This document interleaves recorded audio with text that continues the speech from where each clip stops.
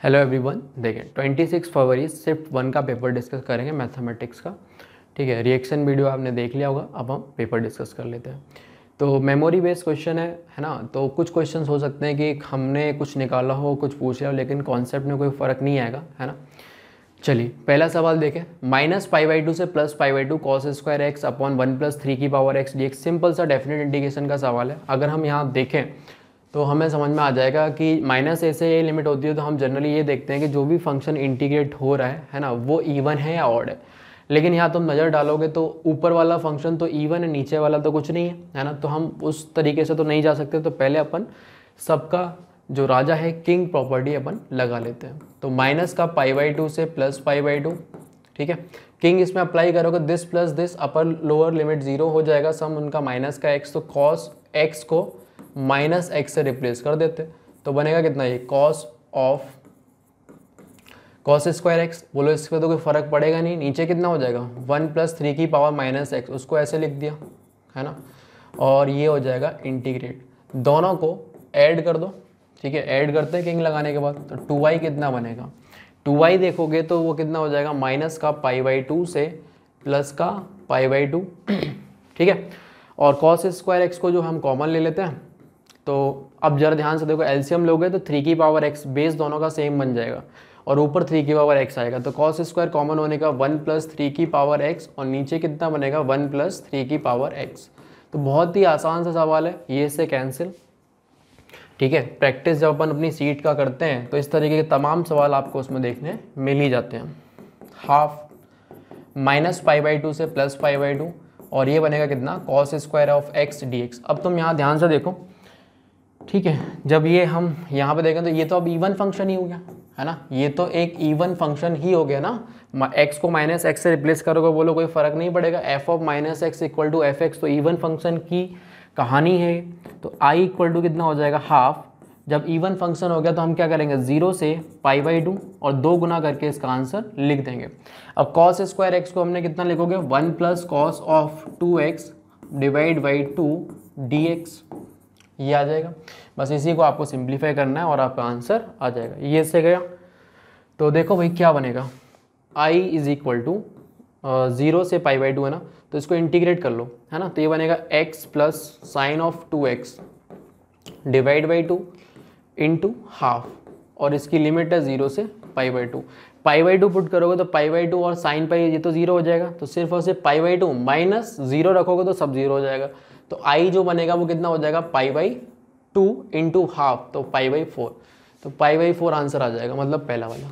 बहुत ही आसान सवाल है। चलिए आगे बढ़ते हैं, अगला सवाल देखेंगे। Question number next, the value of a + 1 a + 2, है ना, इस तरीके से दे रखा है। तो यहाँ पे इसकी डिटरमिनेंट की वैल्यू पूछी है और तो कुछ नहीं, है ना। सिंपल सा क्वेश्चन है।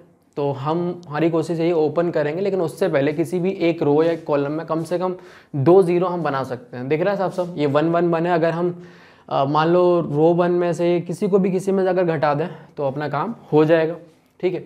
तो अगर यहाँ देखोगे तो ये लिखा हुआ है कितना, a² + 3a + 2, ये हो गया कितना, a² + 5a + 6, और ये हो जाए कितना, a² + 7a + 12, और ये बना a + 1 a + 2 और a + 3 1 1 1, ठीक है। अब देख लो अब एक काम करते हैं, ये रो में से R1 में से मतलब R3 में से R1 घटा देते हैं, R2 में से R1 घटा देते हैं। तो यहाँ पे हमने एक ये अप्लाई कर दिया, R3 goes to R3 - R1 and R2 goes to R2 - R1। Clear है, बस ये अप्लाई कर दो, अपना काम हो जाएगा। 2 0 बनते ही सीधे सीधे ओपन करना है इसको। तो देखो भाई, ये डिटरमिनेंट जो है, मान लो डेल्टा आ रहा है, तो डेल्टा = कितना बनेगा, R3 - R1 और R2 - R1, ठीक है ना। तो दिस माइनस दिस करोगे तो बनेगा कितना, 4a प्लस का 10। क्लियर है, ये हो जाएगा 4a प्लस का 10, और ये कितना बनेगा, 2, और ये कितना हो जाएगा, 0। क्लियर। अगला दिस माइनस दिस करोगे तो ये कितना हो जाएगा, 2a प्लस का 4, और ये बनेगा कितना, 1, और ये हो जाएगा कितना, 0, और ये एज इट इज़ रहेगा 1a + 1 a² प्लस का 3a + 2। सही बात है, ठीक है। अब तो कुछ नहीं, अब हम सीधे सीधे ओपन कर देते हैं, ओपन करते हैं इसके अबाउट, है ना, कॉलम 3 के अबाउट। तो plus minus plus minus plus plus minus plus, तो 1 इंटू डेल्टा कितना आ जाएगा, 1 इंटू ये गया ये गया, तो 4a प्लस का 8 माइनस का 4a माइनस का 10, 4a गया, तो यहाँ से कितना आता है वो दिख रहा है, माइनस का 2 आंसर आ जाएगा फर्स्ट वाला। आसान सवाल है, आगे चलते हैं नेक्स्ट। देखो बोला गया if sine inverse x upon a equal to cos inverse x upon b, मतलब दिख रहा है साफ, something equal to something equal to something, जैसे ही ये दे रखा है तो हम पहले ही बोलते हैं कि आप भी अपने मन से इसी के इक्वल एक और कुछ मान लो कांस्टेंट लैम्डा। अब जैसे इन्होंने पूछा है cos of pi upon C, sorry pi C upon a plus b, तो ए प्लस बी और सी वगैरह सबको निकालना पड़ेगा। तो यहाँ से देखो जब इसको इसके बराबर करोगे तो ए बराबर कितना हो जाएगा, sine inverse of x divide by lambda. ऐसे ही बी कितना हो जाएगा, cos inverse of x divide by lambda, और सी हो जाएगा तो हमारे पास tan inverse of y divide by c. मेरी बात समझ में आ गई। अब इन्होंने हमें a प्लस बी एक साथ चाहिए तो इनको ऐड कर दिया, तो यहाँ से अपने पास a प्लस बी कितना आ जाएगा, 1 अपॉन लैम्डा कॉमन, और sine inverse x plus cos inverse x वो पाई बाई 2 हो जाएगा, तो ये हो जाएगा पाई बाई 2। तो a प्लस बी अपने पास कितना आ गया, पाई अपॉन 2 लैम्डा। ठीक है, a प्लस बी ये आ गया, तो यहाँ पे कॉस ऑफ पाई c की जगह कितना आ जाएगा, अच्छा यहाँ लैम्डा है, यहाँ पे कितना बनेगा, ten inverse of y divide by lambda. Clear है, c की जगह वापस आपने ये रख दिया, तो ये हो जाएगा कितना, tan inverse of y divide by lambda, और नीचे कितना है a plus b pi upon 2 lambda. बात समझ में आ गई। तो लैम्डा लैम्डा जो है वो कैंसिल हो जाएगा, ठीक है, और पाई पाई भी कैंसिल हो जाएगा, तो ये बनेगा cos of 2 tan inverse y। बहुत ही सिंपल है ना। इसको क्या मानोगे आप, थीटा, तो यहाँ पे अगर ये थीटा मान लिया तो हम लिखेंगे tan of theta is equal to y, और हमें फाइनली कैलकुलेट कितना करना होगा, कॉस टू थीटा, तो ये बनेगा 1 minus cos square theta divide by 1 plus cos square theta. 1 minus cos theta की वैल्यू हम निकाल, सॉरी ये फॉर्मूला क्या हो जाएगा, 1 माइनस का cos of 2 theta equal to 1 minus का tan square theta divide by 1 plus tan square theta. Simple है ना। इसकी वैल्यू उठा के रखोगे, सारे फॉर्मूले वगैरह आपको पता होने चाहिए, वैल्यू रखोगे 1 minus y square upon 1 plus y square, ये आ जाएगा, तो थर्ड वाला करेक्ट हो जाएगा। समझ गए, आगे चलते हैं नेक्स्ट। देखो बोला गया if a and b are perpendicular then a cross ये जो भी है ना, इसकी वैल्यू हमें बतानी है। ए और बी परपेंडिकुलर हैं, तो जहाँ पे भी ए डॉट बी जैसी चीज़ें आए उसको तुरंत जीरो कर देंगे अपन, है ना। तो यहाँ पे अंदर से स्टार्ट करते हैं, ए क्रॉस बी तो ऐसे ही रहेगा, है ना। पहले इसको सिंप्लीफाई करो, ठीक है, ए क्रॉस बी, तो वेक्टर ट्रिपल प्रोडक्ट, है ना। इसको जब सिंप्लीफाई करोगे तो कितना हो जाएगा, दूर दूर पास पास, तो a dot b into a vector minus a dot a, तो ऐसे लिख सकते हैं, इंटू बी वैक्टर। ये तो आ गया अपना इतना सा चीज़। अब वापस से इसका ए के साथ में क्रॉस कर लिया, तो ए क्रॉस बी वेक्टर, इसी का क्रॉस करो, ध्यान से देखो, इसी की जगह ये लिखा हुआ है, इसका क्रॉस किया तो ए क्रॉस ए तो ज़ीरो हो गया, ए क्रॉस बी आएगा तो माइनस का दिस ए क्रॉस बी। इतनी चीज़ हमने निकाल ली। वापस से इसका ए के साथ में और क्रॉस करना है, तो जो भी आंसर है, मान लो मैं उसको इस पूरे चीज़ को आर बोल देता हूँ, आर वेक्टर, ठीक है। तो आर वेक्टर कुछ ऐसा ऐसा दिखेगा, ए का क्रॉस करो वापस से इसके साथ में, क्रॉस ऑफ माइनस का, ठीक है। तो यहाँ से देखोगे माइनस का मॉड ऑफ ए स्क्वायर आ गया। अब देखो वापस से ए क्रॉस बी, है ना, तो ये तो अभी निकाले ही थे, ए क्रॉस बी वेक्टर, है ना। तो इसका तो अपन ने निकाला ही था, बोलो ये आया था, यही तो लिखा है वापस से, तो इसी को लिख दोगे ए डॉट बी। अच्छा ये तो ज़ीरो है ना, ये ज़ीरो है, तो फाइनली ये इतना सिर्फ और सिर्फ इतना लिखा हुआ है इंटू बी वैक्टर, तो उठा के सिर्फ और सिर्फ इसकी वैल्यू उठा के यहाँ रख दिया, तो माइनस का ए वैक्टर के मॉड का स्क्वायर इंटू बी वैक्टर, तो ये हो जाएगा प्लस ए वैक्टर की पावर 4 मतलब ए वेक्टर के मॉड की पावर 4 इंटू बी वेक्टर, ये आ जाएगा। ठीक है, तो निहायत ही सिंपल क्वेश्चन है, आपको पता है कैसे कैसे करना, बस स्टार्ट कर दो, अपने आप होते चले जाएंगे। ठीक, आगे बढ़ते हैं। देखो if f x minus f of y का मॉड, ये क्वेश्चन इतनी बार आ चुका है ना, मतलब एडवांस में पहले 10-20 साल पुराने पहले भी आता था, फिर मेंस में भी 2 रिपीट हो चुका है ना, तो काफ़ी बार आ चुका है। अगर आपने प्रीवियस ईयर क्वेश्चंस करे होंगे तो ऐसा क्वेश्चन ज़रूर मिला होगा, और सीट में भी है। तो देखो भाई यहाँ पे कितना बनेगा, f x minus f of y, ठीक है, का mod is less than equal to x minus y, गायब होने लगे, ठीक है, आ जाएंगे, तो ये बनेगा, है ना। और f0 की वैल्यू गिवन है 1, तो हमने सबसे पहले क्या किया, डिवाइड कर दिया, तो f of x minus f of y का मॉड, और नीचे कितना आ जाएगा, mod of x minus y is less than equal to x minus Y.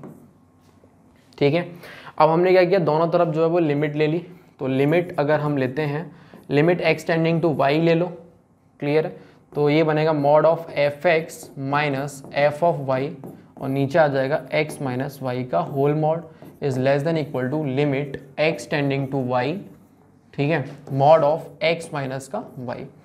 तो यहाँ से अगर नोटिस करोगे तो आपको चीज़ें समझ में आने लगेंगी कि अब हो क्या रहा है। ठीक है, जैसे ही हमने limit x tending to y जाएगा तो ये भी 0 की तरफ अप्रोच करेगा, ये भी 0 की तरफ अप्रोच करेगा, है ना।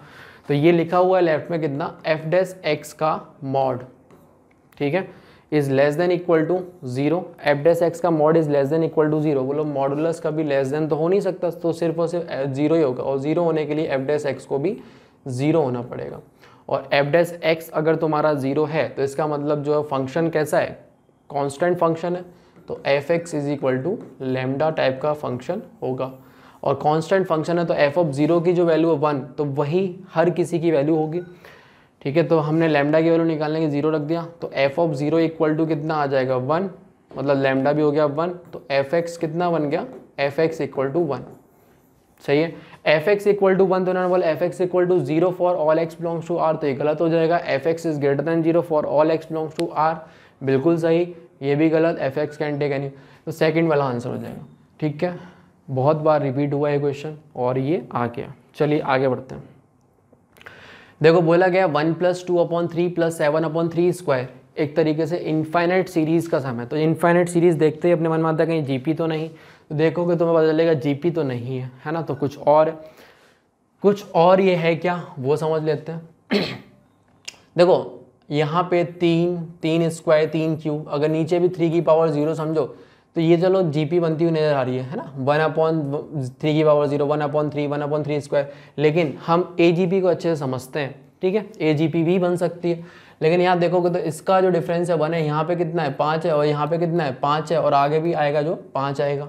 तो इस टर्म को उठा के, मतलब पहले टर्म से अगर अपन देखें तो इनफाइनाइट एजीपी नहीं बनेगी, लेकिन हाँ सेकंड टर्म से स्टार्ट करा तो इनफाइनाइट एजीपी आपको बड़ी बाती मिल जाएगी। तो यहाँ से देखो भाई इसकी जो वैल्यू है वो capital S equal to 2/3 + 7/3 square + 12/3 का cube and so on up to infinity.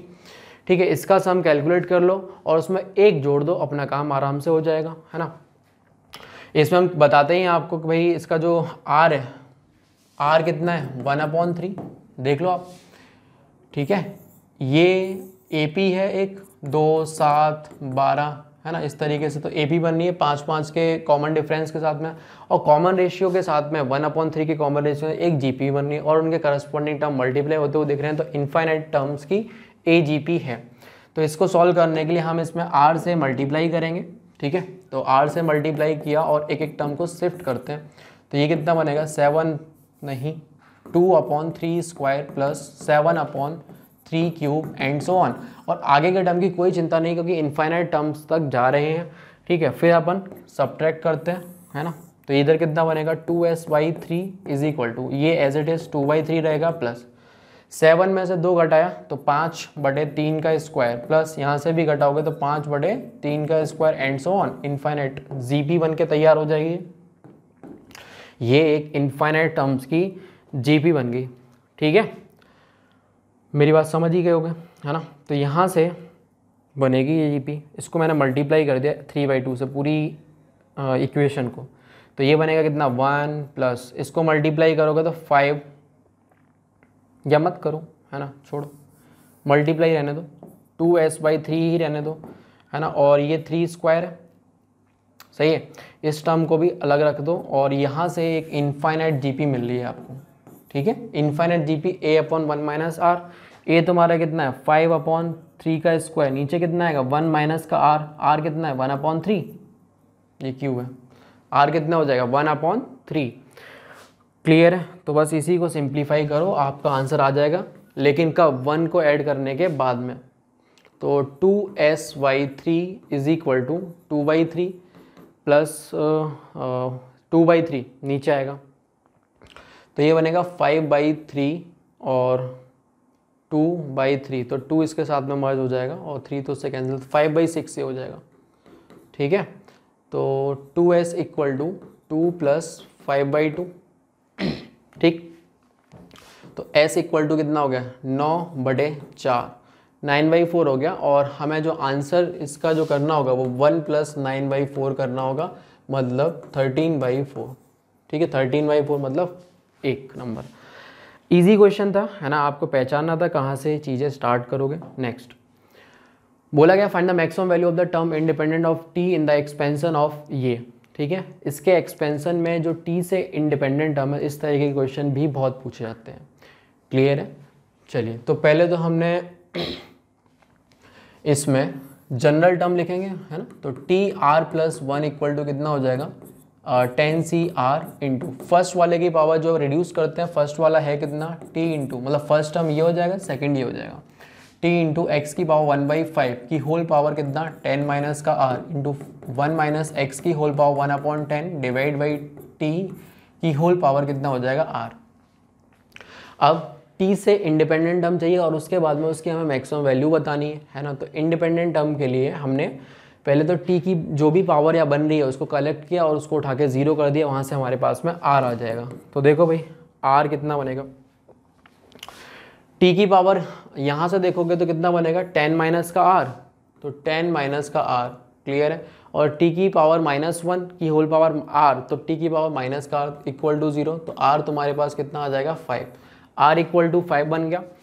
तो t6 टर्म होगा जो कि t से इंडिपेंडेंट होगा, तो ये बनेगा कितना 10c5 इंटू, ठीक है, तो t तो अब दिखेगा ही नहीं जब इंडिपेंडेंट हो गया, है ना, तो x की पावर 1/5 की होल पावर कितना 5, तो x ही रह जाएगा इंटू 1 माइनस एक्स की होल पावर 1/2, बोलो सही लिखा है मैंने, यहाँ पे 5 लिख दोगे और ये 1/10 है तो 1/2, इस तरीके से बन गया, ठीक है। तो ये t6 है, अब इसको डिफ्रेंशिएट कर लो, dt6/dx, है ना, तो ये तो कांस्टेंट है 10c5, इसका डिफ्रेंशिएशन 1 और ये हो जाएगा कितना √1 माइनस का x प्लस x को ऐसे ही रहने दिया, इसको डिफ्रेंशिएट करोगे तो नीचे आएगा √1 माइनस का x, ठीक है, विद हाफ, ठीक है, हाफ, फिर -1 करोगे तो ये नीचे आ जाएगा और इसका भी करोगे तो -1 इक्वल टू 0, 0 करोगे तो ये बनेगा कितना 2 इंटू 1 माइनस का x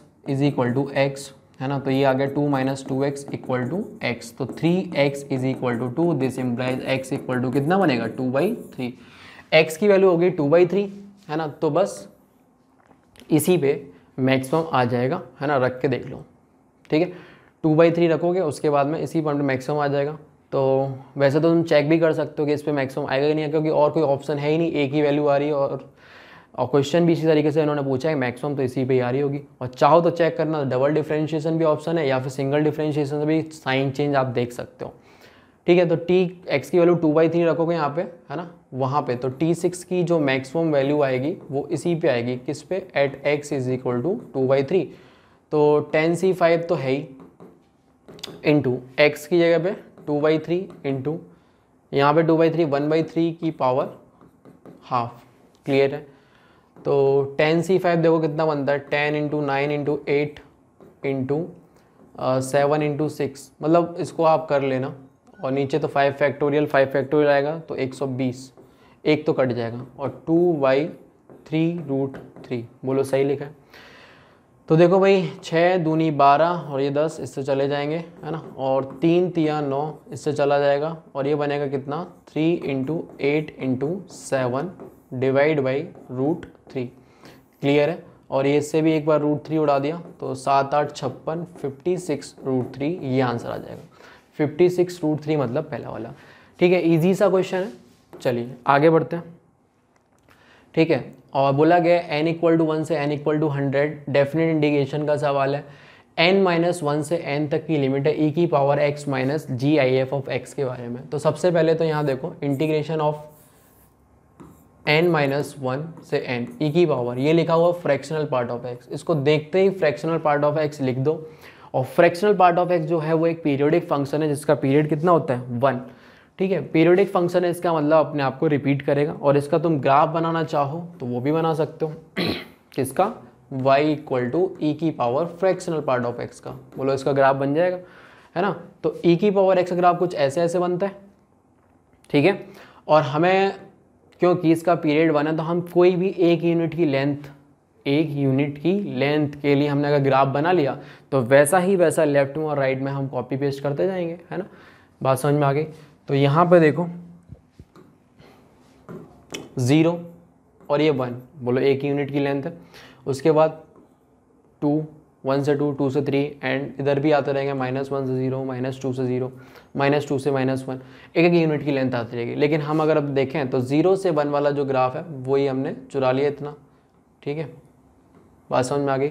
अगर हमारा x की वैल्यू 0 से 1 है तो फ्रैक्शनल पार्ट y=x ही होगा। याद करो ये ग्राफ बनता है फ्रैक्शनल पार्ट ऑफ x का। ठीक है, फ्रैक्शनल पार्ट ऑफ x का कुछ ऐसा ऐसा ग्राफ बनता है। ये y=x होता है कहाँ से कहाँ तक, 0 से 1 में। ठीक है, जब इतनी बातें हमें पता ही है तो बड़े आराम से अपन लिख सकते हैं कि फंक्शन पीरियोडिक है, चाहे आप n-1 से n में जाओ, है तो एक यूनिट की लेंथ ही ना, या फिर चाहे आप 0 से 1 में इसका एरिया निकालो, है ना, तब भी वही आएगा, क्यों आएगा भाई वही, ये देखो 0 से 1 में ये हो गया, 1 से 2 में कुछ ऐसा बनेगा, क्लियर है, 2 से 3 में कुछ ऐसा बनेगा और ये इस तरीके से बनता रहेगा। तो जो भी एरिया n-1 से n में आ रहा होगा, है ना, वो भी आने वाले टाइम पे कुछ यही एरिया बनेगा, है ना। ये 2 से 3 में है, यही एरिया सेम 1 से 2 में आएगा और यही एरिया तुम्हारा 0 से 1 में बनेगा। तो क्यों ना मैं यहीं से यहाँ तक एरिया लिख दूँ और मेरा काम हो जाए। ठीक है, तो ये वाला एरिया बनेगा कितना, इसको लिख दिया 0 से 1 e⁻x dx। e⁻x को इंटीग्रेट करोगे तो e⁻x 0 से 1 e-1। क्लियर है, तो ये जो वैल्यू लिखी हुई है वो तो e-1 लिखी हुई है और e-1 तो n से स्वतंत्र है। ठीक है, तो n की चाहे कोई वैल्यू रखो, है ना, हमेशा e-1 ही आएगा। लेकिन n=1 के लिए भी e-1, 2 के लिए भी e-1, 3 के लिए भी e-, ऐसे 100 टाइम तक जाना है। तो टोटल जो आंसर आएगा, है ना, रिक्वायर्ड एरिया लिख दो या जो भी है, इसको अपन ने कैपिटल R बोल दिया, तो R कितना बनेगा 100 टाइम्स e-1। मेरी बात समझ गए, इजी क्वेश्चन है, इस तरीके क्वेश्चन अपने पास है सीट में। क्लियर है, आगे बढ़ते हैं। तो कौन सा वाला करेक्ट हो जाएगा, ये 100 इंटू e-1, ये वो तो नेगेटिव है।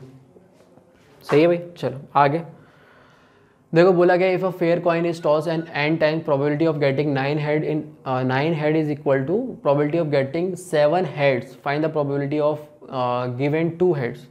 इजी क्वेश्चन है, फेयर कॉइन है ना, तो हेड आने की जो प्रोबेबिलिटी है वो भी हाफ है और टेल आने की प्रोबेबिलिटी है वो भी हाफ ही होगी। अब बोला गया n टाइम्स हमने उस कॉइन को टॉस किया, है ना, तो बाइनोमियल डिस्ट्रीब्यूशन यहाँ पे लगेगा। तो n में से कितनी बार ये चाहते हैं हेड आए, और 9 टाइम NC 9 इंटू 1/2 हेड आने की प्रोबेबिलिटी 9, बाकी के टाइम पे क्या आएगा, टेल आ जाएगा। तो n-9, बस समझ गए। और ये प्रोबेबिलिटी इन्होंने बोला है कि getting 7 heads, probability of getting 7 head, तो मतलब NC 7 इंटू हाफ की पावर 7 इंटू हाफ की पावर ये n-7। इसी को सिंप्लीफाई कर लोगे, अपना काम हो जाएगा। तो देखो भाई यहाँ से देखो ये कटेगा, है ना, 1/4 बचेगा। ठीक है, अच्छा दूसरा यहाँ पे देखो, इसको भी मैंने कैंसिल किया इससे। ठीक है, तो यहाँ पे भी देखो कितना बनेगा, इसको ऐसे लिख लिया या डिवाइड ही कर लो, ख़त्म करो। N C 9 upon n C 7 equal to कितना हो जाएगा 4, तो इस वाला गया। ठीक है, ये अपन ने कुछ भी कैंसिल वगैरह नहीं किया है, इसको छोड़ो। ठीक, डिवाइड करना है सिंपल सा, 4 इंटू, ठीक है, 2 की पावर 7 माइनस एन, उसको लिख दिया, और ये बनेगा कितना 2 की पावर 9 माइनस का एन। क्लियर है?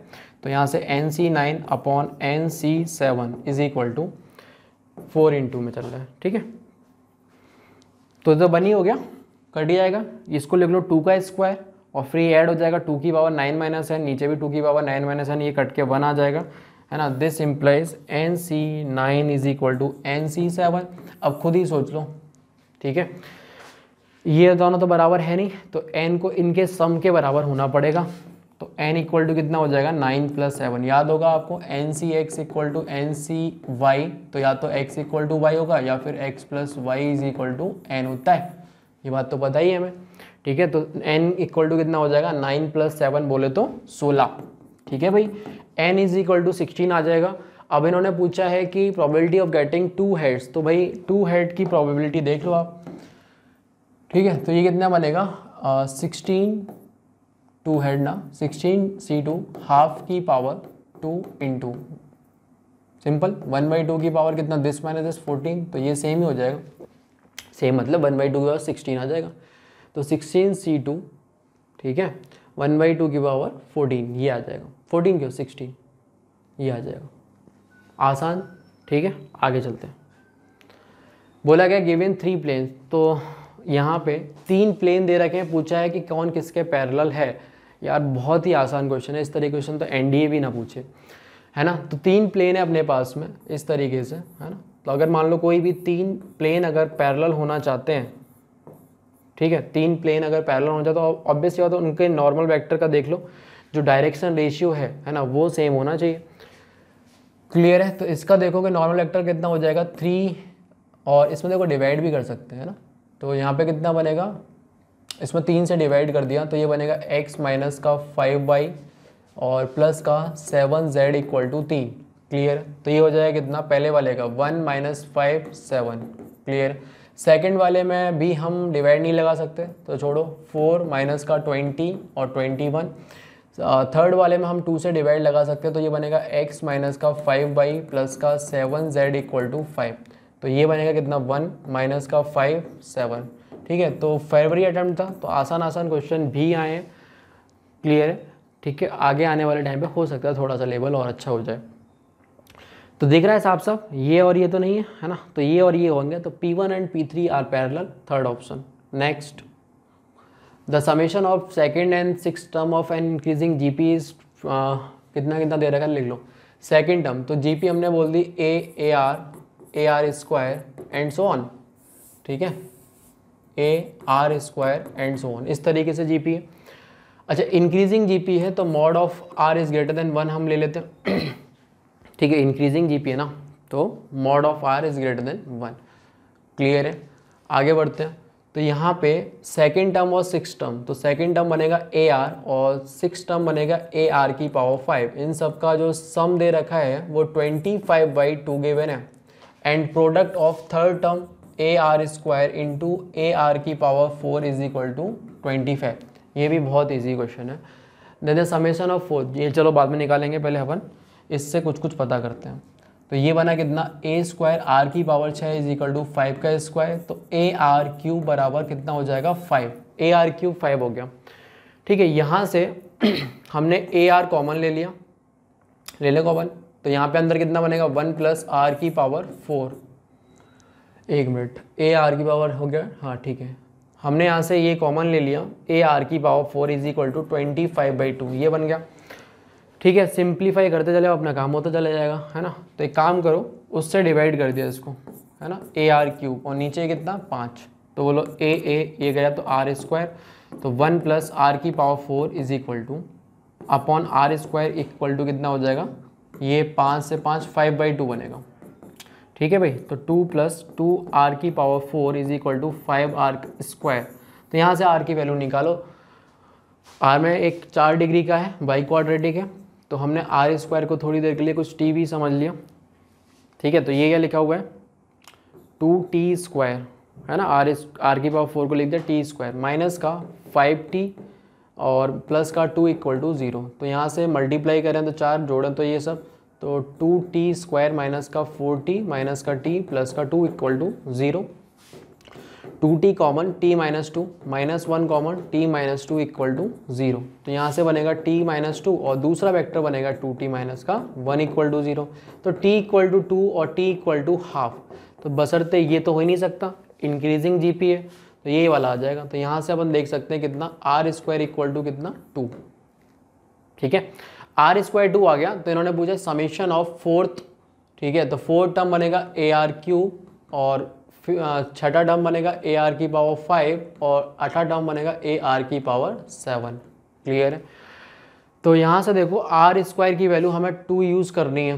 ठीक है, और r² की वैल्यू रख के अपन a भी निकाल सकते हैं, लेकिन a अच्छा नहीं आएगा, तो हो सकता है कि यही दोनों चीज़ें बन जाए कहीं ना कहीं। तो यहाँ पे AR³ मैंने कॉमन ले लिया। ठीक है, देखो भाई यहाँ से AR³ जो है वो आपने कॉमन ले लिया। ठीक है, तो जब AR³ कॉमन ले लोगे तो कितना बनेगा वो देख लो। AR³ कॉमन अंदर बनेगा 1 प्लस ये 5 था ना, हाँ, तो r² प्लस r की पावर 4 ये बनेगा, इसका वैल्यू हमें निकालना। अच्छा AR³ तो 5 ही आ गया था, तो यहाँ 5 पुट करो इंटू 1 प्लस 2 प्लस 2 प्लस 4, तो ये हो जाएगा 7 पन्ना 35, तो 35 आंसर आ जाएगा। ठीक है, 35 जो है वो आसान, मतलब 35 देख लेते कौन सा ऑप्शन करेक्ट हो रहा है, तो सेकंड वाला आंसर आ जाएगा। काफ़ी इजी क्वेश्चन है ना, आगे बढ़ते हैं। बोला गया value of limit x tending to 0 है ना, और कुछ एक्सप्रेशन दे रखा है sine cos is equal to. सबसे पहले लिमिट का सवाल है, तो अपन देख लेते हैं कि क्या कोई इंडिटरमिनेट फॉर्म वगैरह बन रही है कि नहीं बन रही। तो x इक्वल टू जब 0 हमने यहाँ पुट किया तो साइन π/6 हाफ होता है, तो √3/2 माइनस √3/2 बोलो 0, तो न्यूमरेटर तो 0 आ गया, नीचे 0 पुट करा तो इसी की वजह से 0 हो जाएगा, और यहाँ पे √3 बनेगा, तो 0/0 फॉर्म तो बन गया। ठीक है, अब लॉपिटल लगाने में चले जाना देखते ही है ना। सबसे पहले हम देख लेते हैं कि और कितना ये सिंप्लीफाई हो सकता है। तो ज़रा ध्यान से देखो, लिमिट x टेंडिंग टू 0 है 2 है, यहाँ पे जो न्यूमरेटर में लिखा हुआ है अगर तुमने ध्यान दिया हो तो ये और ये एंगल तो सेम ही है ना, तो कहीं ना कहीं से अपन को sine of a plus b, sine of a minus b या cos of a plus b, cos of a minus b formula लगाने की बारे में सोचना चाहिए, क्योंकि डायरेक्ट चीज़ें हो सकती हैं। क्लियर है, तो यहाँ पे ये एंगल साइन के अंदर आ गया और ये एंगल ही कॉस के अंदर आ गया, तो हम अब कोशिश कर लेते हैं कि यहाँ पे कुछ ना कुछ ऐसा अरेंजमेंट करें। और देखो √3 लिखने का मतलब भी कुछ ना कुछ तो है, तो यहाँ पे साइन ऑफ ये π/6, साइन ऑफ π/6 प्लस x हो गया इंटू √3 लिखा हुआ है। हमने एक काम किया, इसमें डिवाइड कर दिया न्यूमरेटर में 2 से।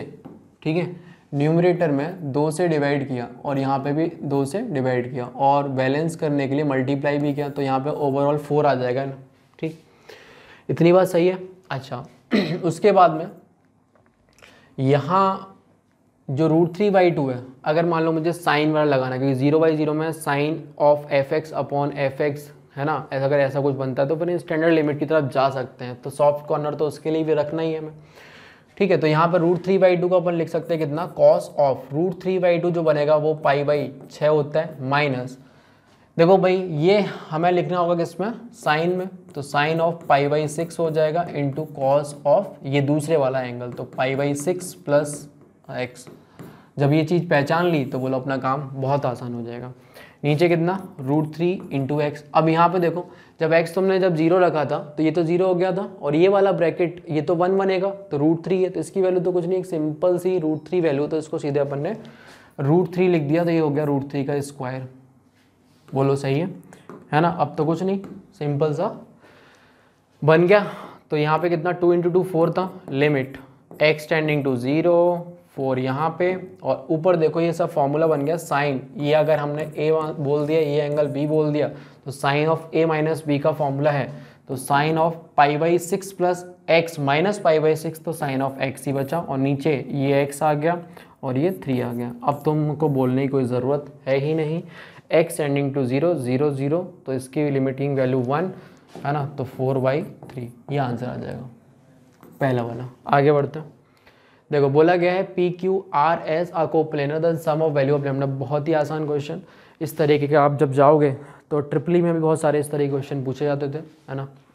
जब जेई मेंस स्टार्ट नहीं हुआ था, मेंस आ गया तो उसमें भी बहुत सारे इस तरह के क्वेश्चन अगर अपनी एक्सरसाइज में देखोगे प्रीवियस ईयर वाले में तो बहुत सारे क्वेश्चन आपको मिलेंगे, ठीक है। तो यहाँ पे PQRS ये 4 पॉइंट है, coplanar then sum of lambda हमें बताना है। तो भाई अगर 4 पॉइंट कोप्लेनर होना चाहते हैं, है ना, तो हमने एक काम किया, हम तो किसी भी एक पॉइंट में बैठ के 3 वेक्टर बना लेते हैं, है ना, और ये 3 वेक्टर अगर कोप्लेनर हो गए तो हमारा काम हो जाएगा, ठीक है। 3 वेक्टर अगर कोप्लेनर हो गए तो हमारा काम हो जाएगा, क्योंकि 3 वेक्टर अगर कोप्लेनर हो गए तो उनसे बनने वाला जो भी पैरेललोग्राम का एरिया वॉल्यूम होगा वो 0 हो जाएगा, तो अपन वो बॉक्स 0 कर देंगे। तो हमने 3 वेक्टर बना लिए PQ, तो PQ कितना हो जाएगा 7 - 1, तो 6i कैप 0 j कैप, है ना, तो कोई मतलब ही नहीं। k कैप देखो कितना बनेगा, ठीक है, k कैप देखो कितना बनेगा, 2 - a करोगे तो माइनस का 33, है ना, तो माइनस का 33 k कैप ये आ जाएगा। ऐसे ही PR किसी भी एक पॉइंट बैठ के अपन ने 3 वेक्टर्स बना लिए। PR कितना बनेगा 1 - 1 0 i कैप लैम्डा माइनस का 5 j कैप, ठीक है, लैम्डा माइनस का 5 j कैप और 7 निकाल दिया तो माइनस का 28 k कैप। ऐसे ही PS वेक्टर अगर मैं निकालूँ तो 2 लैम्डा माइनस का 1 i कैप प्लस 1 माइनस का ये करोगे तो माइनस का 4 j कैप और प्लस का 2 करोगे तो माइनस का 33 k कैप। क्लियर है।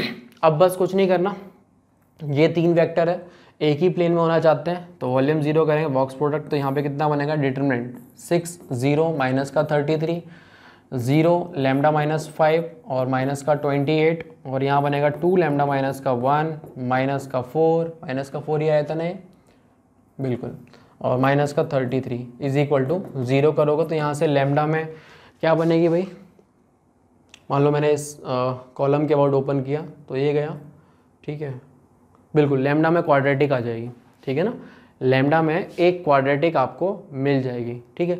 अब जब क्वाड्रेटिक मिलेंगी तो ऑब्वियस सी बात है कोई भी a lambda square plus b lambda plus c equal to 0 इस तरीके से बनेगी। उसके 2 रूट आ रहे होंगे लैम्डा 1 प्लस लैम्डा 2, उन्हीं का सम इन्होंने पूछा है। तो जो लैम्डा 1 प्लस लैम्डा 2 आ जाएगा वो आपको माइनस का b/a आंसर करना है, सिर्फ इतना सा सवाल है, सही है, आसान सवाल है, इसको कैलकुलेट आप कर लेना।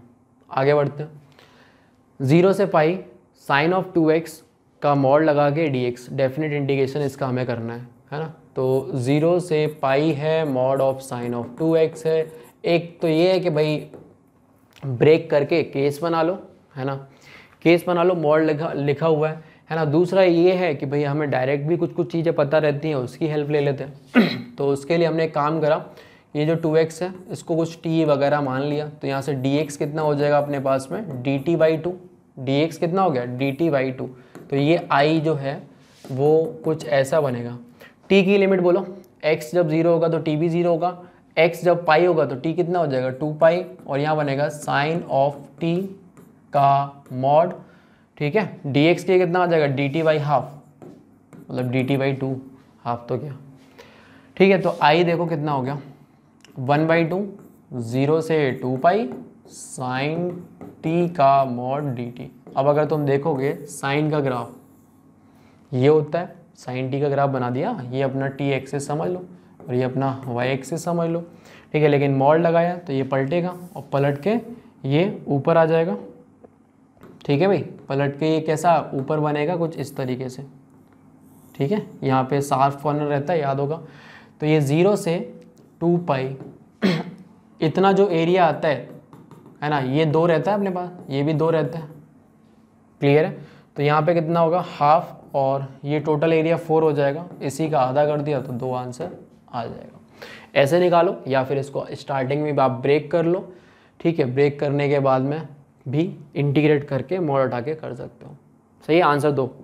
देखिए भाई बाइनोमियल सीरीज का क्वेश्चन है ना। देखो सबसे पहले हम इसका जनरल टर्म लिख के सिग्मा लगा देते हैं और अपना काम हो जाएगा, है ना।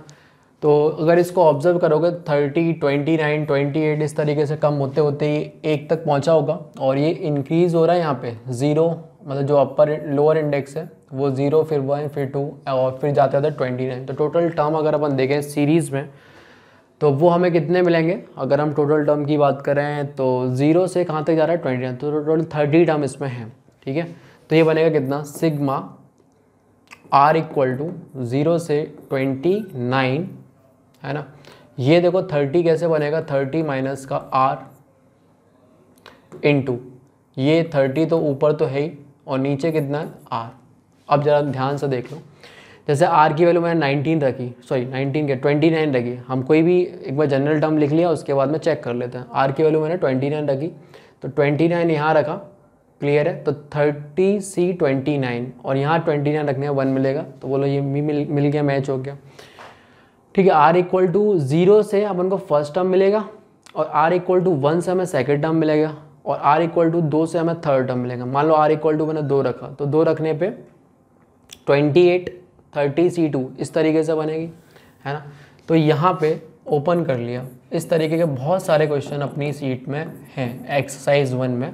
तो 30 into 30CR minus sigma r into 30CR, r equal to 0 से ये जाएगा कहाँ तक 29 तक, बिल्कुल सही है। तो 30 तो बाहर लिख दिया। अब सोच लो r 30C है ना, इसका समेशन अगर अपन लिखें 30CR, r इक्वल टू 0 से 29 माइनस और ये हो जाएगा कितना, सिग्मा r इक्वल टू 0 से, देखो r इक्वल टू 0 एक बार रख दो, इसमें रखोगे तो बोलो ये तो 0 हो जाएगा। तो हम स्टार्ट कहाँ से कर सकते हैं, 1 से, और ये 29 रहा।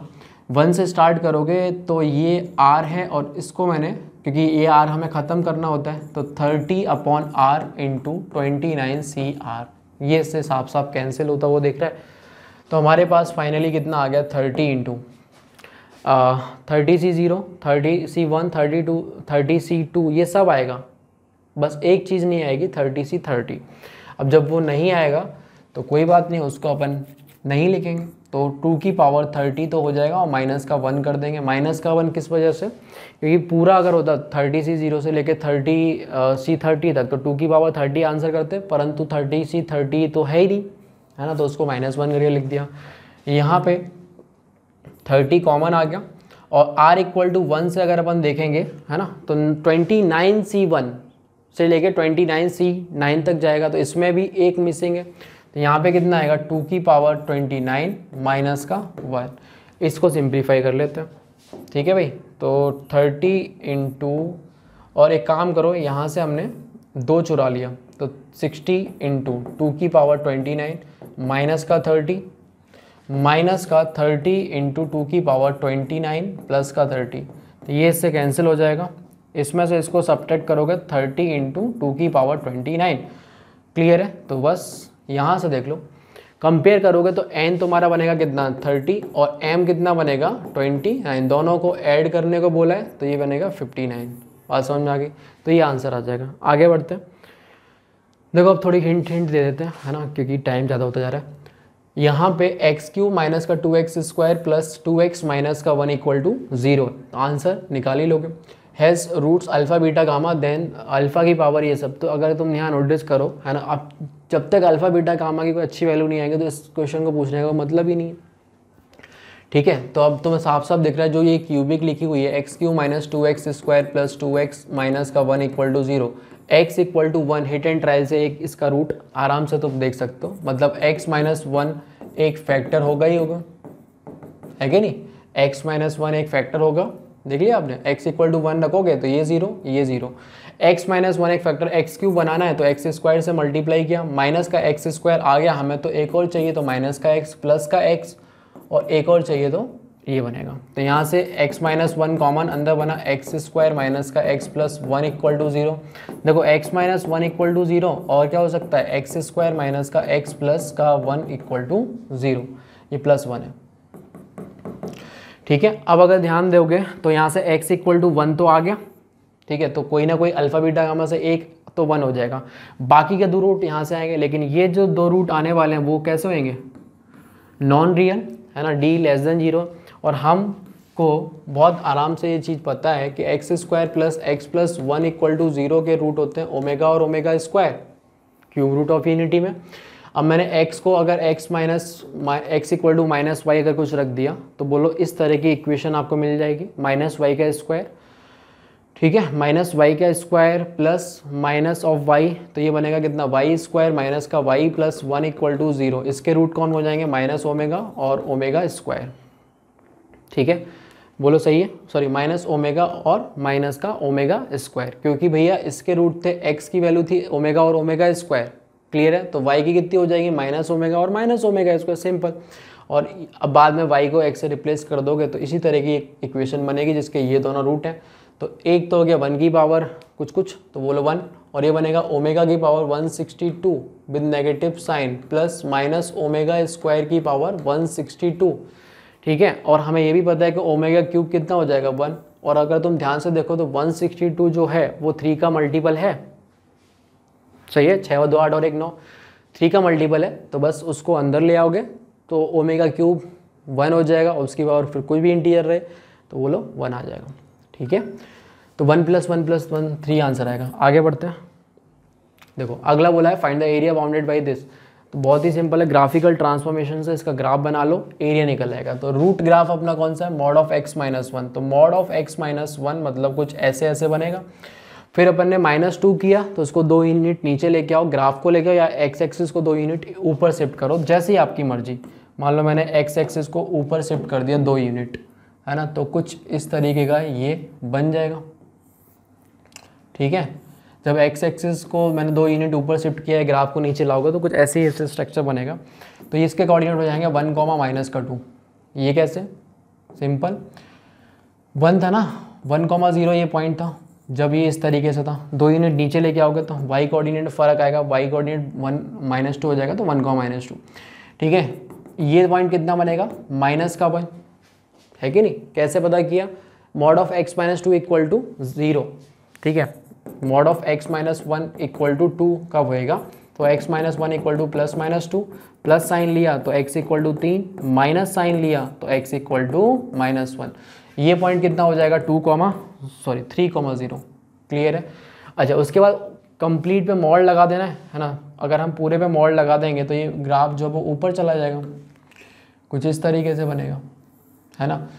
तो ये वाला ग्राफ हम हटा सकते हैं, ठीक है। पूरे पे जब मॉड ले लोगे तो ये वाला ग्राफ हम हटा दिए, यहाँ पे सिर्फ और सिर्फ इतना इतना आपको दिखाई देगा, और इस पॉइंट के जो कोऑर्डिनेट होंगे वो कितने हो जाएंगे, 1, -2, ये फ्लिप होकर ऊपर आया तो 1, 2 हो जाएगा, ठीक है। अब इन्होंने पूछा है कि find the area bounded by this with x axis, तो जो भी बाउंडेड रीजन आपको देखेगा वो सिर्फ और सिर्फ यही वाला रीजन देखेगा, है ना। तो ये तो एक ट्रायंगल का एरिया निकाल दो, अपना काम हो जाएगा। ट्रायंगल का एरिया लिखोगे तो बोलो ये बेस कितना हो जाएगा, 3 इधर 1 इधर, तो 4, और हाइट देखोगे तो कितनी हो जाएगी 2, ठीक है। तो एरिया वो कितना आएगा, half of base into height, तो ये बनेगा कितना 4, ठीक, सही है, half of base into height, तो कितना हो जाएगा 4, सिंपल। आगे बढ़ते हैं, find the number of solution of this equation in x belongs to 0 से π/2। तो इस इक्वेशन के सॉल्यूशन निकालने हैं, कॉस में क्वाड्रेटिक है साफ साफ, तो कॉस के धराचार से रूट की वैल्यू निकाल दो, ठीक है। तो यहाँ पे हमने cos of x equal to t assume कर लिया, तो ये बनेगा कितना, √3t² माइनस का √3 माइनस का 1 इंटू टी -1 इक्वल टू 0, ठीक है। अब यही है, यहाँ से धराचार से अपन वैल्यू निकालते हैं टी की, तो t equal to -b √3 - 1 plus minus under root of √3 minus का 1 b² माइनस का 4 इंटू a + c, बोलो ऐसा आएगा। और नीचे कितना बनेगा, -b plus minus under b² minus 4ac/2a, तो 2√3, सही है। अब ध्यान से देखो, √3 का स्क्वायर प्लस 1 का स्क्वायर माइनस का 2 इंटू √3 लिखा हुआ है, और ये प्लस का 4 इंटू √3, ये तो कंप्लीट परफेक्ट स्क्वायर लिखा हुआ है √3 + 1 का, ठीक है। तो बाहर आते आते ये √3 माइनस का 1 प्लस माइनस √3 + 1 डिवाइड बाई 2√3। अब अगर ध्यान से देखो, प्लस का साइन लिया तो बनेगा √3 अपॉन, तो हाफ आ जाएगा, है ना, नहीं हाफ क्यों, 1 आ जाएगा। प्लस का साइन लोगे तो ये कितना बनेगा 1, t इक्वल टू 1। देख लिया कैसे, प्लस लोगे तो 2√3 नीचे आ जाएगा, और जब माइनस का साइन लोगे तो t इक्वल टू कितना बनेगा -√3 गया तो माइनस का 2, तो माइनस का 1/√3। और यहाँ से अगर अपन देखें तो ये कॉस की वैल्यू निकली है, cos of x equal to 1 और cos of x is equal to minus का 1/√3। तो x तो हमारा 0 से π/2 में, ये हो नहीं सकता, ये होगा तो सिर्फ और सिर्फ कहाँ 0 पे, तो एक ही सॉल्यूशन आएगा। ठीक है, x equal to 0, number of solution 1। देखो in this figure AD equal to 13 दे रखा है। ठीक है, AD कितना दे रखा है 13, D कितना दे रखा है 1, तो ये तो हो गया 1, और AD यहाँ से यहाँ तक टोटल जो दे रखा है वो 13 दे रखा है। ठीक है, आगे बोला है AD bisect angle BAC, clear है, तो ये एंगल और ये एंगल बराबर है, and BC is perpendicular to AD, तो जो BC है उसके BC is perpendicular to AD, इस तरीके से दे रखा है, डायग्राम भी बना ही हुआ है। Then area of triangle ABC, इसका एरिया निकालना है। एरिया निकालने के लिए हमारे पास में AE तो पता चल ही गया भाई, AD टोटल 13 है, D 1 है, तो हम ये बोल सकते हैं AE जो है वो कितना हो जाएगा 12, AE तो 12 है ही। इसका एरिया निकालने के लिए base of half of base into height, height तो पता है, बस बेस निकालना है। मतलब कुल मिला के अगर देखें तो ये लेंथ या ये लेंथ मतलब कोई भी निकल आए उसका डबल करके अब उनको BC निकल आएगा तो बोलो काम हो जाएगा। ये लेंथ हमें निकालना है। अच्छा, उससे पहले और थोड़ी बातें अपन को करनी पड़ेंगी। अब जैसे कि ये AD है, मान लो कोई भी हम सर्कल लेते हैं, AD हमने कुछ ऐसा ले लिया, ठीक है, ऐसा अगर AD लेते हैं, और फिर जब सारी चीज़ें बोलोगे कि भाई BC इसके परपेंडिकुलर है, ऐसा है वैसा है, और जो भी मान लो B ये हो गया, C ये हो गया, और फिर जो एंगल की बात इन्होंने करी है ना कि भाई ये जो BAC एंगल है उसको AD भी क्या बोलते हैं बाइसेक्ट कर रहा है ना, तो बोलो ये जब जैसे ही होगा तो ये कोई और कॉर्ड नहीं हो सकती, ये स्वयं डायमीटर ही होगी, है ना, क्योंकि अगर कोई और कॉर्ड हुई जो कि ये तो हो गया अपना डायमीटर, ठीक है, अगर ये कोई और कॉर्ड है इसके अलावा, मतलब डायमीटर के अलावा अगर कोई और कॉर्ड है तो फिर ये एंगल बराबर हो ही नहीं सकते। ठीक है, तो फिर इसको डायमीटर बनना ही पड़ेगा, और डायमीटर जब एक बार बन गया तो हम बड़े आराम से ये बोल सकते हैं कि जो रेडियस होगी वो कितनी हो जाएगी 13/2, क्योंकि डायमीटर की लेंथ हो चुकी है अब 13। ठीक है, तो ये टोटल हो गया 13, तो डायमीटर बन गया ये, तो यहाँ पे अपना सेंटर लिख लिया अपन ने, है ना, O से, तो ये हमारा सेंटर हो गया। अब ये रेडियस है, और रेडियस हमें पता ही है कितना है 13/2, क्लियर, और ये भी रेडियस होगी, तो यहाँ से यहाँ तक की जो लेंथ है वो भी हो जाएगी कितनी 13/2, क्लियर है। तो यहाँ से यहाँ तक जो बनेगा वो कितना हो जाएगा 12 - 13/2, ठीक है, तो ये हो जाएगा 11/2, सही है ना। कितना बना है ये टोटल, कितना है 12 है ना, तो 12 में से ये 13/2 घटा दो, है ना, तो 24 - 13/2 कितना आ जाएगा 11/2, सही है। तो ये लेंथ 11/2 आ गया, क्लियर है। हमें क्या चाहिए ये वाला, तो सब तो निकल ही आया। पाइथागोरस से अपन B लिख सकते हैं, कितना बनेगा √of 13/2 का स्क्वायर माइनस 11/2 का स्क्वायर, है ना, और अब मेरे ख्याल से कर लोगे, है ना। तो BC कितना बनेगा 2 × यहाँ से 4 बार आएगा तो बोलो 2 आ जाएगा बाहर आते आते, अंदर कितना बनेगा 13² माइनस का 11², तो 13 + 11 24 बनेगा, 13 - 11 2 हो जाएगा। बस इसी को सिंप्लीफाई करो, ये तो कट आ गया, और 4 × 6 = 24, तो 4√3, तो बेस आ गया 4√3। एरिया लिखोगे तो वो कितना बनेगा अपने पास half of base into height, base into height, height कितना है 12, तो ये गया 12 दूनी 24, 24√3, ये आंसर आ जाएगा। आगे बढ़ते हैं। बोला गया find the difference between the value of degree and order of differential equation corresponding to the family of curve. ठीक है, तो ये हमारा फैमिली ऑफ कर्व है, तो इसको पहले डिफरेंशिएट करके हम डिफरेंशियल इक्वेशन जो बनेगी वो बना लेते हैं। तो वो कितना आएगा 2y(y) is equal to a, ठीक है, ax बनेगा, तो a आ जाएगा, है ना, इसका तो 1 हो जाएगा, और ये कट आगे मतलब वो तो 0 हो जाएगा उसका डिफरेंशिएशन, तो a की वैल्यू आ गई, है ना। तो ए की वैल्यू उठा के वापस से इसमें रख देते हैं, तो y square is equal to 2y y dash into x plus under root of 2y y dash, ये बनेगा। क्लियर है? ठीक है, तो यहाँ से एक तो सॉल्यूशन आता है y इक्वल टू 0, है ना, y इक्वल टू 0, वो तो हटा दो। y इक्वल टू कितना बनेगा, 2y dash into x plus under root of 2y y dash. अब देखो यहाँ पे डिग्री हम तब तक नहीं बता सकते जब तक इसकी पावर ये 1/√2 वगैरह नहीं हट जाएगी, है ना, तो उसके लिए स्क्वायरिंग तो करनी पड़ेगी, तो इसको एक तरफ लाए तो y minus 2y dash into x और is equal to 2y dash into under root of 2y y dash. ठीक है, दोनों तरफ स्क्वायरिंग कर लो, दोनों तरफ स्क्वायरिंग कर ली। तो यहाँ पे देखो अब तुम समझ ही रहे हो, हमें वैसे सॉल्व वॉल्व तो करना नहीं, बस हमें डिग्री और वो सब देखना है। ऑर्डर तो इससे ज़्यादा ऑर्डर तो 1 ही होगा, है ना, वो तो देख ही लियो।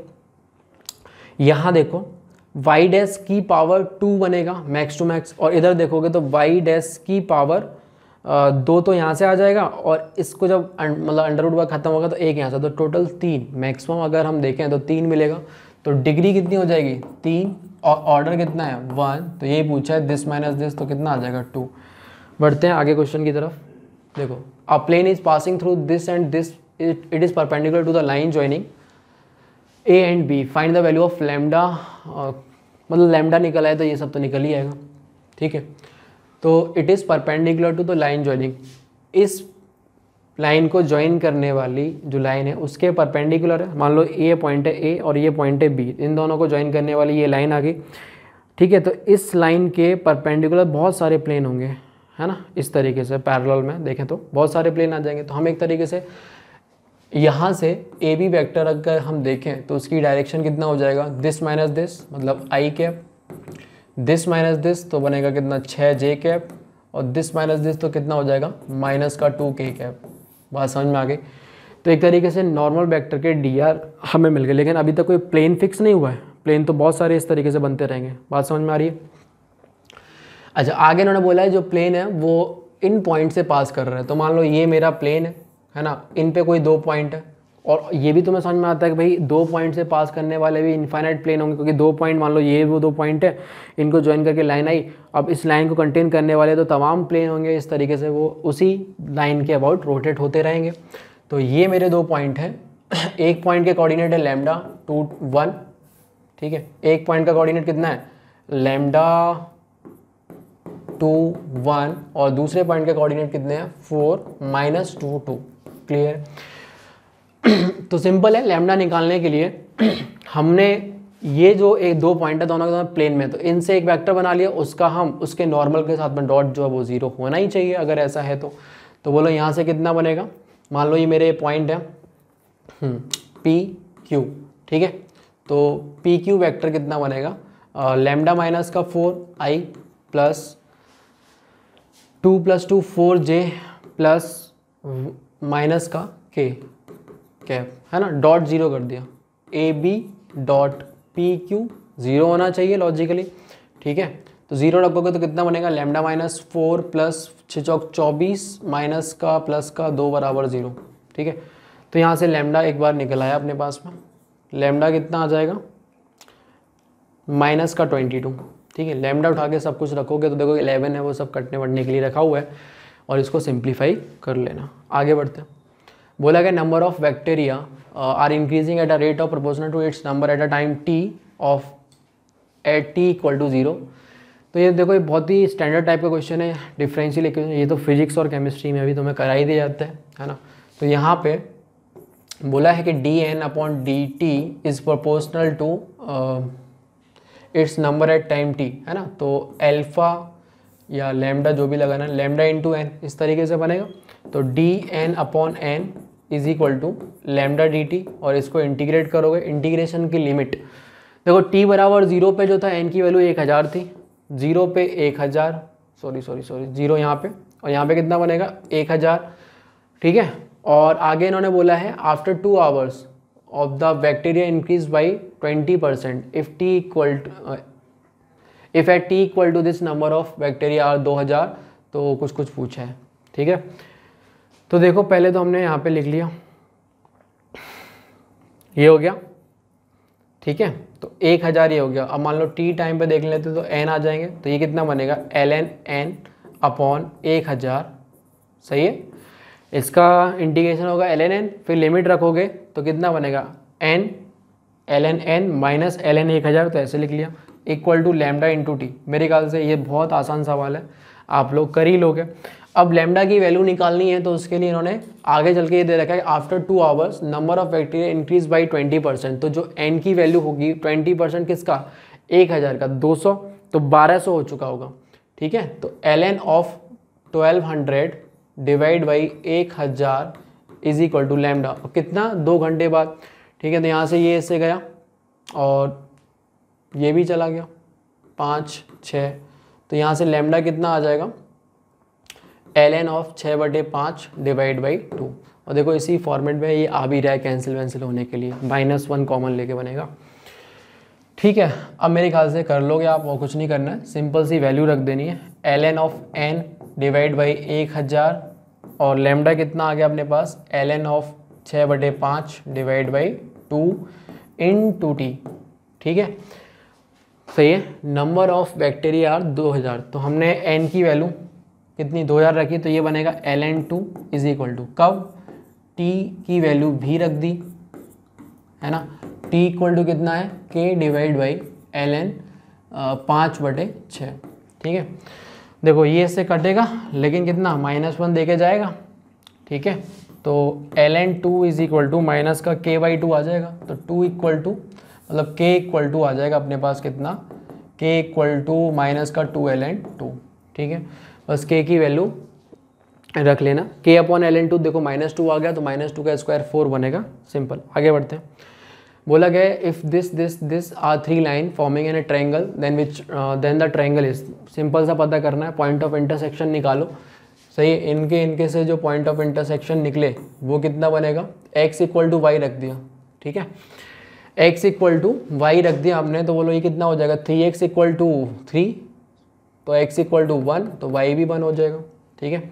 ऐसे ही ये हमारी लाइन है y इक्वल टू x, और ये लाइन थी x plus 2y is equal to 3, और ये लाइन है 2x plus y is equal to 6, है ना। तो पॉइंट ऑफ इंटरसेक्शन निकालने हैं, और उसके बाद में डिस्टेंस निकाल के देख लेनी है, और बहुत इजीली पॉइंट ऑफ इंटरसेक्शन निकल आएंगे अच्छे, ठीक है। तो हर एक के बीच के डिस्टेंस निकाल लेना, और दिख जाएगा 2 डिस्टेंस सेम आ जाएंगे, तीसरे से अलग आएगी, तो बोलो कैसा ट्रायंगल होगा, आइसोसेलेस ट्रायंगल बन जाएगा पहला वाला, ठीक है। कैलकुलेशन करना, find the number of integral value of k for which the equation this has a solution. Simple सी बात है, अगर इस इक्वेशन का सॉल्यूशन होना चाहता है तो लेफ्ट साइड जो अपना बहुत जाना पहचाना फॉर्मेट है, इसकी जो रेंज होगी वो -5 से +5 होगी, ये हमें कुछ बताने की ज़रूरत नहीं है। अगर आप तैयारी कर ही रहे हैं तो बड़े आराम से ये चीज़ समझ सकते हैं कि ये <5 और ग्रेटर देन -5 होगा, दोनों तरफ 1 माइनस कर दिया तो ये हो जाएगा 4, और ये कितना हो जाएगा -6, तो k की वैल्यू -6 से 4 बनेगी, ठीक है। मतलब समझ रहे हो ना, इसकी जो भी रेंज है उसी के बीच में ही तो होना चाहिए k + 1, नहीं तो फिर कोई सॉल्यूशन ही नहीं आएगा, नहीं छोटा रहेगा तो कोई मतलब नहीं, बड़ा हो गया तो भी कोई मतलब नहीं, है ना। तो k तुम्हारा इतना आएगा, इन्होंने पूछा है has a solution integral value of k, ठीक है। तो फाइनल माइनस इनिशियल +1, तो टोटल 11 इंटीग्रल वैल्यू आ जाएंगी, ठीक है, 4th वाला। Next, sum of 7 digit number in which sum of digit is 10, ठीक है, and digit can take 1 2 3 values is, ठीक है। तो number of 7 digit number in which sum of digit is 10 digit can be taken, तो हमें वो बताना है कि ऐसे कितने नंबर है 7 डिजिट जिनका डिजिट्स का सम जो है वो कितना है 10 होना चाहिए। तो 1 2 3 4 5 6 7, ये 7 डिजिट नंबर है, 1 2 3, इनको यूज़ करके हमें बनाना है, ठीक है। आप खुद ही सोच लो, केसेस बनाने हैं और तो कुछ उसमें कुछ ज़्यादा करना ही नहीं है ना। तो स्टार्ट करते हैं 3 से। अब खुद सोचो 3 को हम कम से कम नहीं, ज़्यादा से ज़्यादा कितनी बार यूज़ कर सकते हैं, तो तुम खुद ही समझ जाओगे कि मान लो मैंने 3 को 2 बार भी यूज़ किया तो 3 + 3 तो 6 हो गया, है ना, और 3 + 3 6 हो गया, तो बाकी की 5 जगह पे भी मुझे कुछ ना कुछ रखना है, और कम से कम रखोगे छोटी छोटी वैल्यू तो वो 1 ही ले सकते हो, तब भी जाके 6 और 5 और 4 9 ही बनेगा, ठीक है। तो 3 तो यूज़ हो नहीं सकता, मेरी बात समझ रहे हो। जैसे कि मैंने 3 को 2 बार यूज़ कर लिया, ठीक है, तो ये 6 हो जाएगा। उसकी जगह फिर 1 1 1 रखता हूँ, तो ये कितना हो 5 और 6 11 बनेगा। तो सम जो है वो 10 से आगे निकल जाएगा। तो बोलो 3 को मैं 2 बार यूज़ नहीं कर सकता, एक ही बार यूज़ कर सकता हूँ। अगर मैं एक बार यूज़ करता हूँ तो फिर देखते हैं, अब 2 की कहानी आई है ना, अपन डिक्रीज़ करते करते चलेंगे। 2 मैं कितनी बार यूज़ कर सकता हूँ, 2 मैंने देखा 2 बार यूज़ कर सकता हूँ नहीं करता हूँ, कर सकता हूँ, चेक किया, मान लो 2 बार मैंने 2 यूज़ कर लिया, तो सम तो कितना हो गया 7 और बचे कितने 4, तो फिर से सम 11 हो जाएगा। तो ये भी गड़बड़ हो रहा है। तो मतलब अब समझ लो, कम करना पड़ेगा आपको। 1 को अब मैं यूज़ कर लेता हूँ कितनी बार, 5 बार। तो देखो 5 ये सम कितना हो गया 10 हुआ कि नहीं हुआ, सम जो है वो 10 आ गया, बिल्कुल सही है। तो एक केस तो ये बन गया। मतलब अगर मैं 3 को एक बार, 2 को एक बार और 1 को 5 बार यूज़ करूँ तो मेरे पास टोटल कितने डिजिट हो गए, मतलब एक तरीके से देखें तो 7। तो 7 नंबर्स को अरेंज करना है, 7 डिजिट को अरेंज करना है, 7 लोगों को अरेंज करना है, 7 ऑब्जेक्ट को अरेंज करना है, जिसमें से 5 एक जैसी हैं।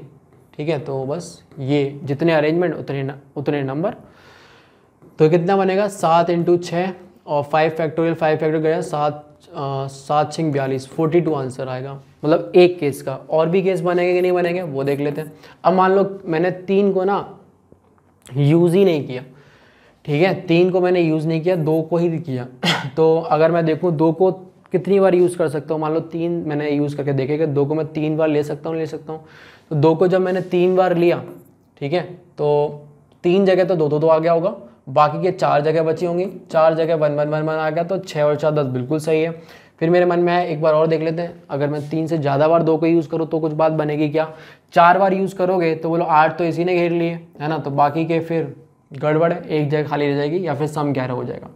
ठीक है, तो बोलो यही केस बनेगा। और मैं अगर 2 को यूज़ ना करूँ, मान लो 2 ही बार यूज़ करता हूँ, ठीक है, बाकी सब ये तो कितना हो गया 4 और अभी भी 5 जगह खाली है और उन सब जगह मैं 1 रखूँगा तो 5 और 4 9 ही बनेगा, तो कम हो जाएगा।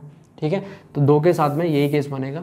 और तुम ये सोचो कि मैं सिर्फ और सिर्फ 1 को यूज़ करके करूँ तो भी बनेगा ही नहीं, 7 ही हो जाएगा सम। तो 2 ही केस पॉसिबल हैं। ठीक है, सिर्फ और सिर्फ 2 ही केस होंगे, एक ये और एक ये केस 2। तो इसमें भी देखो कितने नंबर बन जाएंगे, तो यहाँ पे 3 एक जैसे 4 एक जैसे, है ना। तो 7 factorial divide by 4 factorial 3 factorial. ठीक है, इसको ब्रेक किया 7 6 5 और नीचे कितना 3 फैक्टोरियल, ये से गया तो 7 पन्ना 35। तो ये सम कितना हो जाएगा 7 7 77 पहला वाला। आगे बढ़ते हैं। देखो बोला गया final number of solution of this equation 4 times x minus 1 equal to log of x minus 3 to the base 2। तो देखो यार यहाँ पे साफ साफ दिख जाएगा कि ये लॉग है और ये लीनियर है। ठीक है, सॉल्यूशन तो आएंगे नहीं, या तो ग्राफ बना के देखो, पॉइंट ऑफ इंटरसेक्शन देखो, ठीक है, या फिर थोड़ा सा काम अगर अपन देखें तो एक चीज़ ये भी देख सकते हैं कि अगर मैंने ऐसे लिख दिया x माइनस 3 एक्सपोनेंशियल में अगर कन्वर्ट करना चाहो तो पहली चीज़ तो डोमेन लिख लो, x तुम्हारा ग्रेटर देन इक्वल टू 3 ही होना चाहिए। इससे छोटी अगर कोई की x की वैल्यू पर निकल भी आता तो वो अपने पास एक्सेप्टेबल नहीं होगी, है ना। तो x greater than equal to 3 ही होना चाहिए, सॉरी ग्रेटर देन होगा, x ग्रेटर देन 3 होगा, इक्वल टू भी नहीं चलेगा, लॉग है भाई, लॉग का इनपुट है। तो यहाँ से देखो अपने पास में कितना आ जाएगा x minus 3 is equal to 2 की पावर 4 इंटू एक्स माइनस का 1, है ना। और बहुत आराम से ये चीज़ नोटिस कर सकते हो कि जो x की वैल्यू है, ठीक है, x की जो वैल्यू है वो 3 से बड़ी हमें लेनी है। ठीक है, तो 3 से बड़ी वैल्यू के लिए ये ठहरा एक्सपोनेंशियल और ये एक लीनियर, ठीक है, इसको मिल ही नहीं पाएगा वो।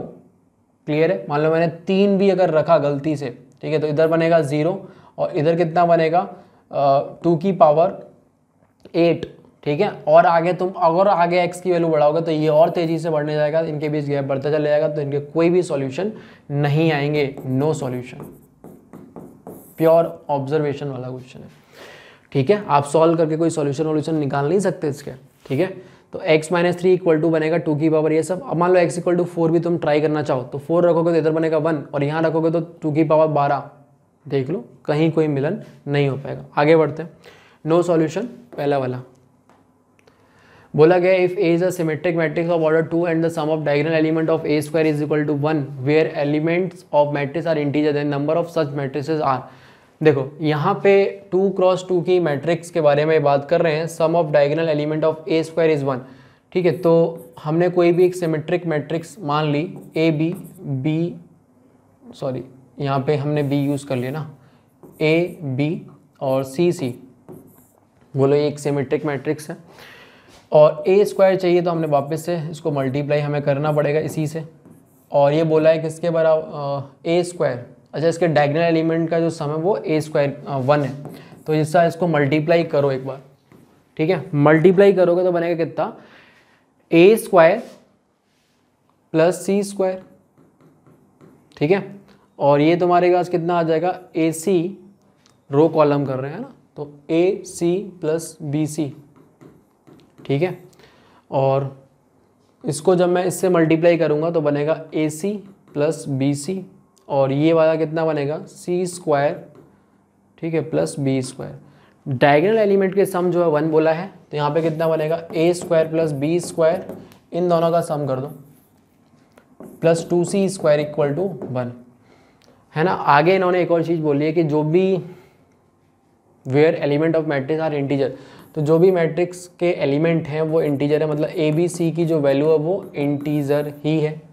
ठीक है, अब इंटीजर है तो जरा ध्यान से देखो, ये भी इंटीजर है, ये भी इंटीजर है, ये भी इंटीजर, सी सब कुछ इंटीजर है। तो इंटीजर का स्क्वायर, इंटीजर का स्क्वायर, इंटीजर का स्क्वायर। ठीक है, अब मान लो इंटीजर या तो सी 0 हो जाए, ठीक है, अगर सी 0 नहीं हुआ, कुछ भी हुआ, -1 + 1, ठीक है, माइनस का 5000 कुछ भी हुआ, तो उसका स्क्वायर करोगे वो भी एक इंटीजर ही आएगा, और 2 से मल्टीप्लाई करोगे तो वैल्यू बढ़ जाएगी, और ये सब नॉन नेगेटिव नंबर का सम है, तो फिर 1 के इक्वल होने का संभावना नहीं है, हो ही नहीं सकता। तो बोलो मरे मारे सी को ना 0 होना ही पड़ेगा, और इसका कोई ऑप्शन बचता नहीं है। सी अगर इंटीजर होना है तो सिर्फ 0 ही हो पाएगा। ठीक है, एक ही इक्वेशन है, 3 वेरिएबल है, तो अपन को कुछ ना कुछ दिमाग तो लगाना पड़ेगा, और ये कंडीशन जब इन्होंने दी है तो हमें बाउंड्री केसेस पे खेलना पड़ेगा। तो c = 0 बनेगा, तो this implies a square plus b square तुम्हारा 1 बनेगा। क्लियर है, a square plus b square 1 हो गया। अब क्योंकि ए और बी भी इंटीजर है, तो ऐसे कैसे इंटीजर कौन कौन से हो सकते हैं वो हमें देखने पड़ेंगे, जिससे कि अपन इनका सम वम करें तो 1 आए। तो एक ए और बी की बात करें तो -1 हो जाए, इसको 0 कर देते हैं, ये 0 ये -1, चेंज तो हो गई। ठीक है, और क्या बोलते हैं, 1 0 0 1, इसके अलावा और कोई पॉसिबिलिटी नहीं है। ठीक है, तो ए बी को ये वैल्यू असाइन हो सकती है, और सी को तो कुछ नहीं, 0 ही ऑप्शन है उसके पास। तो जब मैं इस वाले ट्रिपलेट को यूज़ करूँगा तो एक मैट्रिक्स मिलेगी, ऐसे ही दूसरे को दूसरी, तीसरे के लिए तीसरी, चौथे की चौथी, टोटल 4 मैट्रिक्स यहाँ मिलेंगी। आंसर आ जाएगा ये वाला। आगे बढ़ते हैं, देखिए बोला गया था maximum value of the slope of tangent to y equal to this is at point, है ना। तो देखो पहले तो हम इसको डिफ्रेंशिएट कर लेते हैं, है ना, और dy/dx निकल आएगा। अब यहाँ पे d2y/dx² की मैक्सिमम वैल्यू पूछी एक तरीके से अगर देखें तो m = dy/dx। अब किसी न किसी पॉइंट पे पूछी होगी, मान लेते हैं x, y वो पॉइंट है, तो वो कितना बनेगा, 4x³ / 2 माइनस का 15x² प्लस 36x। ठीक है, तो ये से कट जाएगा, 2 बना, तो ये हो जाएगा 2x³ माइनस का 15x² प्लस 36x। अब यहाँ से ये तो एक तरीके से स्लोप आ गया, या d2/dx x आ गया, तो हमने d2/dx² निकाला। ठीक है, क्योंकि अब इसकी मैक्सिमम वैल्यू हमें करनी है ना, तो ये कितना बनेगा, 6x² माइनस का 30x प्लस का 36। ठीक है, इक्वल टू 0 कर दिया। अरे समझ गए ना, हमें इस वाले की मैक्सिमम वैल्यू चाहिए। ठीक है, तो अब उसको डिफ्रेंशिएट करके 0 करेंगे। ठीक, यहाँ से अपने पास कितना हुआ, 6 × x² माइनस का 5x प्लस का 6 = 0। ठीक है, तो इसके फैक्टर हो जाएंगे x - 2 × x - का 3 = 0। तो नंबर लाइन ये 2 ये 3, है ना, coefficient of x² positive, plus minus plus. ठीक है, हमें क्या चाहिए था, मैक्सिमम। तो मैक्सिमम कैसे मिलेगा, पॉजिटिव से नेगेटिव, देन नेगेटिव से पॉजिटिव, तो यहाँ मिनिमा यहाँ मैक्सिमा। क्लियर है, तो मैक्सिमा आएगा x = 2 पे। क्लियर, तो हमें तो बस पॉइंट ही चाहिए था, तो बस x = 2 आ जाएगा, और x = 2 जब उसमें रख दोगे तो y की वैल्यू कितनी आ जाएगी, 2 की पावर 4, 2 की पावर 3, 8 माइनस 8 5 40, और ये कितना होगा, 4 × 18 × 4 72 प्लस का 6। ठीक है, तो ये होगा 80, और इसमें से ये निकाला तो 40 और 46, तो ये बनेगा सेकंड वाला। आगे बढ़ते हैं। देखो बोला गया है क्या बोला है, P Q with the 2 point which are equidistant from the origin, then the point x y which are equivalence class of 1, -1। ठीक है, तो सिंपल सा क्वेश्चन है ना, सर्कल पे ही होगा, तो सर्कल पे होगा और ये पॉइंट भी उसी पे है, तो कौन सा सेटिस्फाई कर जाएगा, पहला वाला आंसर आ जाएगा, है ना, सिंपल है। बाकी का किसी में देखोगे तो ये तो नहीं हो सकता, क्योंकि सम तो 2 आएगा इधर और ये √2 के बराबर है। तो ये पॉइंट देख लो किसको सेटिस्फाई कर रहा है, इसको भी नहीं कर रहा, उसको भी नहीं कर रहा, ये वाला आंसर आ जाएगा फर्स्ट। देखो भाई एक सिंपल सा डिफरेंशियल इक्वेशन दे रखा था, इसके आगे इन्होंने क्या पूछा था वो एग्जैक्टली पता नहीं, लेकिन इस तरह की डिफरेंशियल इक्वेशन आई थी, और ये तो बहुत ही मामूली सी डिफरेंशियल इक्वेशन है, आप कर सकते हो। ठीक है, अभी शायद थोड़ी डरावनी लग रही हो, बाकी इसको थोड़ा बहुत सिंप्लीफाई वगैरह करोगे तो समझ में आ जाएगा। ई की power sine of y into cos of y d y by d x plus e की power sine y into cos of x equal to cos of x, ऐसे दे रखा है। तो देखो सबसे पहले यहाँ पे जो d y by d x के साथ में जो लिखे हुए हैं टर्म, है ना, उनको देखो भाई वो कहाँ से अपन चीज़ें कर सकते हैं। तो ई की पावर जो साइन ऑफ वाई लिखा हुआ है ना, इसको हम कुछ मान लेते हैं टी वगैरह, ऑटोमेटिकली सारी चीज़ें अपने आप ये प्रकट हो जाएंगी जैसे कि जैसी हैं। जब इसको डिफ्रेंशिएट करोगे तो बनेगा ई की power sine of y into sine का डिफ्रेंशिएशन कॉस ऑफ वाई, ठीक है, और फिर वाई का तो डी वाई डी एक्स, क्योंकि अपन एक्स के रेस्पेक्ट में कर रहे हैं, तो ये बनेगा कितना d t y d x. तो ये पूरी इक्वेशन कन्वर्ट होके कुछ ऐसी बन जाएगी। इस पूरे को आप रिप्लेस कर सकते हो, ई की power sine y cos y into d y, इसको d t y d x से रिप्लेस कर दिया, है ना, प्लस ई की पावर साइन वाई को टी से कर दिया, और ये बनेगा कितना cos of x is equal to cos of x. ठीक है, अब क्या करें, अब वैसे एल डी ई भी है, और चाहो तो तुम इसको ऐसे भी कर सकते हो, उस तरफ लेके चले जाओ, तो d t by d x is equal to कितना बनेगा, कॉस ऑफ एक्स कॉमन ले लिया, 1 माइनस कर डी, वेरिएबल सेपरेबल, है ना, तो सेपरेट कर दो इसको, तो d t upon 1 minus t is equal to cos of x d x, integrate कर लो, है ना। फिर कुछ ना कुछ वैल्यू दे रखी होगी, अगर मान लो कुछ फंक्शन वगैरह पूछा हो या किसी पॉइंट पे वैल्यू पूछी हो या फिर डिफरेंशियल इक्वेशन ही पूछी हो, तो सिंपल इसको इंटीग्रेट कर लोगे और अपना आंसर आ जाएगा। ठीक है, तो ये थे कुछ 30 क्वेश्चंस, है ना। हो सकता है थोड़ी बहुत चीज़ें इधर उधर हो, लेकिन बाकी जो कॉन्सेप्चुअल चीज़ें वो अपन ने देख ली। ठीक है, हाँ, चलिए फिर, थैंक यू।